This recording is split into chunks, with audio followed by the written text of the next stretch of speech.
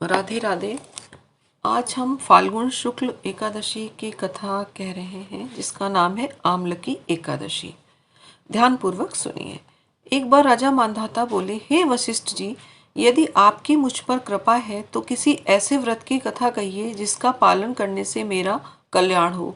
महर्षि वशिष्ठ बोले, हे राजन, सब व्रतों से उत्तम और अंत में देने वाले आमलकी एकादशी के व्रत का वर्णन कहता हूँ। राजा मांधाता ने फिर से प्रश्न किया, हे मुनिवर, इस आमलकी एकादशी की उत्पत्ति कैसे हुई और इसका महत्व क्यों है? मुनि वशिष्ठ ने कहा, हे राजन, पृथ्वी पर आमलकी आमलकी आंवले का वर्णन है। आंवले की महत्ता उसके गुणों के अतिरिक्त इस बात से है कि वो भगवान विष्णु के मुख से उत्पन्न हुआ है। जब पृथ्वी पर आंवले का जन्म हुआ, तभी सृष्टि को बचाने वाले ब्रह्मा जी का भी भगवान विष्णु की नाभि से उत्पन्न प्राकट्य हुआ। यह एकादशी फाल्गुन मास के शुक्ल पक्ष में होती है। इस व्रत के करने से सारे पाप नष्ट हो जाते हैं। इस व्रत का फल अनंत अर्थात 1000 गौदान के फल के बराबर होता है। महर्षि वशिष्ठ बोले, हे राजन, अब मैं आपसे एक पौराणिक कथा कहता हूँ, ध्यान पूर्वक सुनो।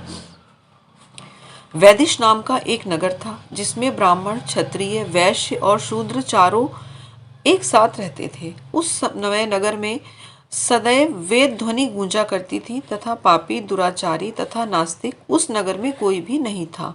उस नगर में चैत्र रथ नाम का चंद्रवर्षी राजा राज्य करता था। वह अत्यंत महान और धर्मात्मा था। सभी नगरवासी बालक से लेकर वृद्ध तक विष्णु भक्त थे और एकादशी का व्रत किया करते थे। एक समय फाल्गुन मास के शुक्ल पक्ष की आमलकी एकादशी आई। उस दिन राजा, प्रजा तथा बच्चे, वृद्ध सबने आनंद पूर्वक व्रत किया। राजा अपनी प्रजा के साथ मंदिर में जाकर पूर्ण कुंभ स्थापित करके धूप, दीप, नैवेद्य, पंचरत्न आदि से आंवले का पूजन करने लगा। राजा और नगरवासियों ने मंदिर में जागरण किया। वे सब इस प्रकार स्तुति करने लगे कि हे धात्री, तुम ब्रह्म स्वरूप हो, तुम ब्रह्मा जी द्वारा उत्पन्न हो और समस्त पापों को नाश करने वाली हो। तुमको नमस्कार है। अब तुम मेरा अर्घ स्वीकार करो। तुम श्री रामचंद्र जी द्वारा सम्मानित हो। मैं आपकी प्रार्थना करता हूँ, अतः आप मेरे सारे पापों को नष्ट करें। सबने उस मंदिर में रात्रि जागरण किया। रात के समय वहां एक बहेलिया आया जो अत्यंत पापी और दुराचारी था। वो नगर के बाहर रहता था। वो अपने परिवार का पालन जीव हिंसा करके किया करता था। भूख और प्यास से व्याकुल वह बहेलिया इस जागरण को देखने के लिए मंदिर के एक कोने में बैठ गया। वह भूखा प्यासा विष्णु भगवान तथा एकादशी महत्व की कथा सुनने लगा। राजा और नगरवासियों की भांति उसने भी सारी रात जागकर बिता दी। प्रातः काल होते ही सब लोग अपने अपने घर चले गए तो बहेलिया भी चला गया। घर जाकर उसने भोजन किया। कुछ समय बीतने के पश्चात उस बहेलिये की मृत्यु हो गई। अपने कर्मों से उसे नरक में जाना था, परंतु उस आमलकी एकादशी के व्रत तथा जागरण से उसने राजा विदुरथ के घर जन्म लिया और उसका नाम वसुरथ रखा गया। युवा होने पर वह चतुरंगड़ी सेना सहित सब धन धान्य से युक्त होकर 10,000 गांवों का पालन करने लगा। वह तेज में सूर्य के समान, कांति में चंद्रमा के समान, वीरता में भगवान विष्णु के समान और क्षमा में पृथ्वी के समान था।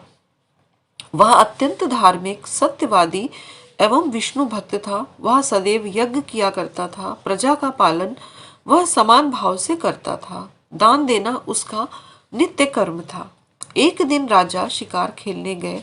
दैव योग से वो मार्ग भूल गया और दिशा ज्ञान न रहने के कारण उसी वन में एक पेड़ के नीचे बैठ गया। आज राजा ने आमलकी एकादशी का व्रत रखा था।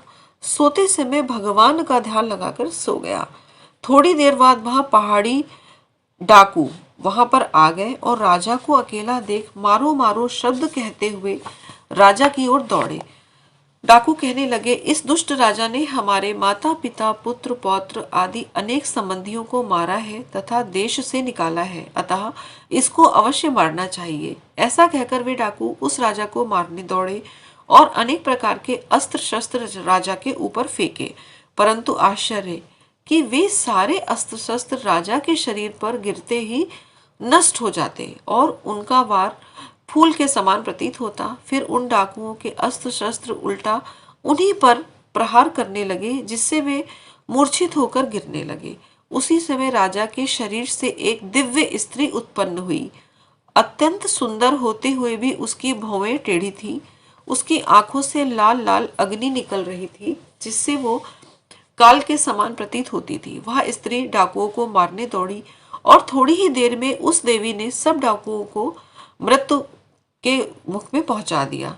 राजा की जब नींद खुली तो उसने दुष्टों को मरा देखा। डाकुओं को मरा देख राजा ने कहा, इन शत्रुओं को किसने मारा है?